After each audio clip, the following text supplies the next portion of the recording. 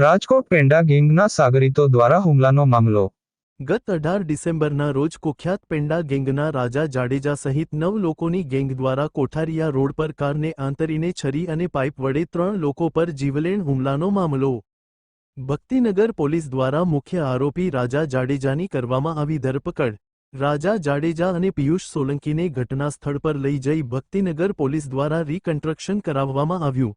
આ કેસમાં કુલ 9 આરોપીઓમાંથી મુખ્ય આરોપી સહિત 6 આરોપીઓને પકડી પાડતી ભક્તિનગર પોલીસ 8 વર્ષ પહેલા થયેલી પોલીસકર્મી ભરત ગઢવીની હત્યાના કેસમાં સાક્ષી હોવાનો ખાર રાખી સાક્ષીના ભાઈ સહિત 3 લોકો પર 18 ડિસેમ્બરે કર્યો હતો જીવલેણ હુમલો।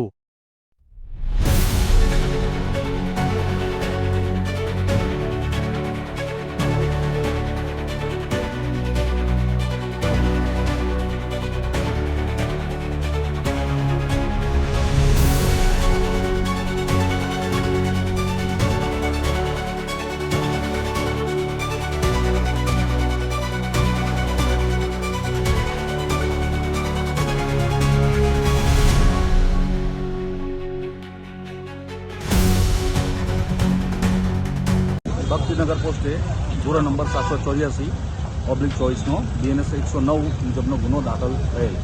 આ ગુનાના કામના આરોપી રાજપાલ સિંહ ઉર્ફે રાજો અને પિયુષ સોલંકી બંને આરોપીને અરેસ્ટ કરવામાં આવેલ, તેઓના રિમાન્ડ લેવામાં આવેલ અને બંને આરોપીઓની ગુનાવાળી જગ્યાનું રિકન્સ્ટ્રક્શન કરવાનું હોય એટલા માટે જગ્યા બતાવવા લાવેલા છે 2 પંચોનામા સ્વરૂપ।